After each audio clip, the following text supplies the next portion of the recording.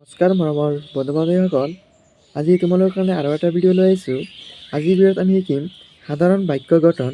কেইটামান অসমীয়া সাধাৰণ বাক্য, সৰু সৰু অসমীয়া সাধাৰণ বাক্যবোৰ আজি আমি ইংৰাজীত ক'বলৈ শিকিম, যিকেইটা তোমালোকৰ কাৰণে অতিকৈ গুৰুত্বপূৰ্ণ, কিয়নো তোমালোকে এনেধৰণৰ সৰু সৰু ইংলিছ চেণ্টেঞ্চবোৰ প্ৰথমতে শিকিব লাগিব, তাৰ পিছত তোমালোকে যিকোনো ইংৰাজী চেণ্টেঞ্চ পঢ়িব পাৰিবা।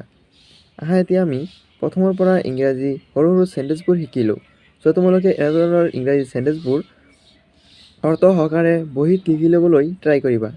চোৱা এতিয়া প্ৰথমৰ পৰা, আই এম মই হওঁ, হি ইজ সি হয়, উই আৰ আমি হওঁ, ইউ আৰ তুমি হোৱা, উই আৰ ইল্ড আমি অসুস্থ, ইউ হেভ তোমাৰ আছে, আই হেভ মোৰ আছে, হি হেজ তাৰ আছে, আই হেভ এ পেন মোৰ এটা কলম আছে।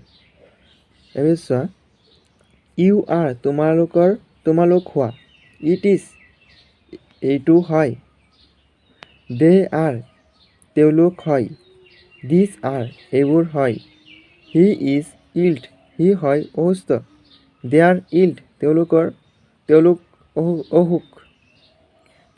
অসুখ, ইউ হেভ তোমালোকৰ আছে, উই হেভ আমাৰ আছে, ইউ হেভ এ পেন তোমাৰ এটা কলম আছে,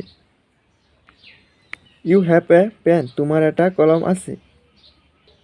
বন্ধুসকল, আজি ভিডিঅ'টো কেনেকুৱা হ'ল কমেণ্ট কৰি জনাবা, আৰু এনেধৰণৰ ভিডিঅ'বোৰ পাই থাকিবলৈ মোৰ চেনেলটি ছাবস্ক্ৰাইব কৰি ৰাখা, আৰু এনেধৰণৰ ভিডিঅ'বোৰৰ ন'টিফিকেশ্যন পাবলৈ পাছত থকা ন'টিফিকেশ্যন বেল আইকনটি বজাই ৰাখা।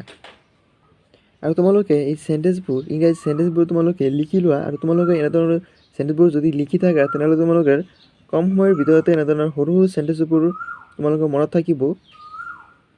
মই অতি সোনকালেই এনেধৰণৰ আৰু এটা ভিডিঅ' লৈ আহিম।